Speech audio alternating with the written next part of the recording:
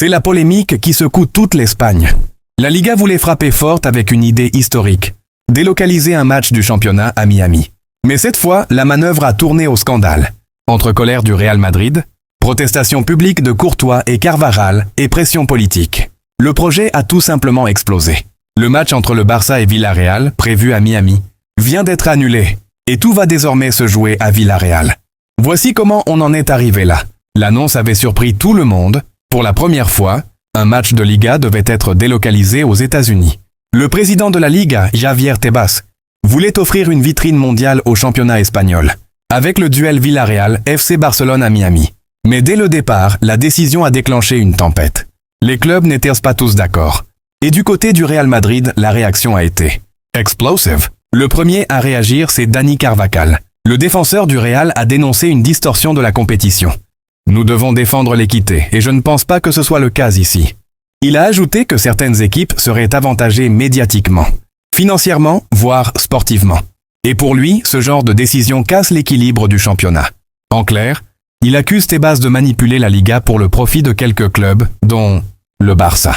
Quelques heures plus tard, c'est Thibaut Courtois qui est monté au front.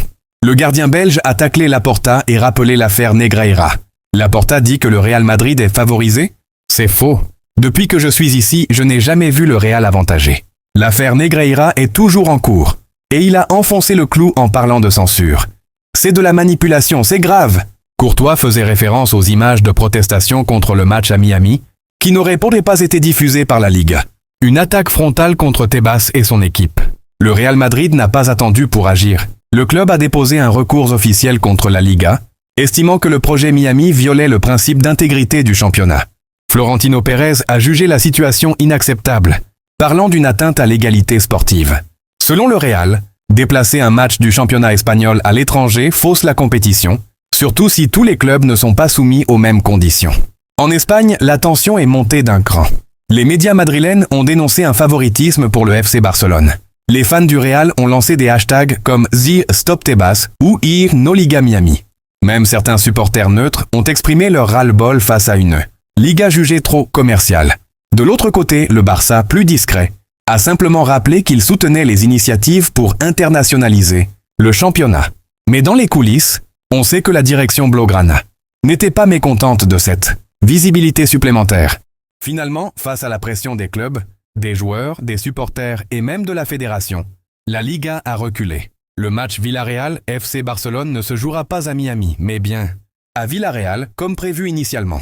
Une défaite symbolique pour Javier Tebas, accusé d'avoir voulu transformer la Liga en un produit de marketing sans consulter les clubs, et une victoire politique pour Florentino Pérez, qui prouve une nouvelle fois son influence dans le football espagnol. Ce bras de fer n'est que le dernier épisode d'un conflit bien plus profond. D'un côté, Tebas, le président de la Liga, veut moderniser et commercialiser le championnat. De l'autre, Florentino Pérez, qui défend la tradition et rêve toujours de lancer sa Super League. Deux visions du football totalement opposées.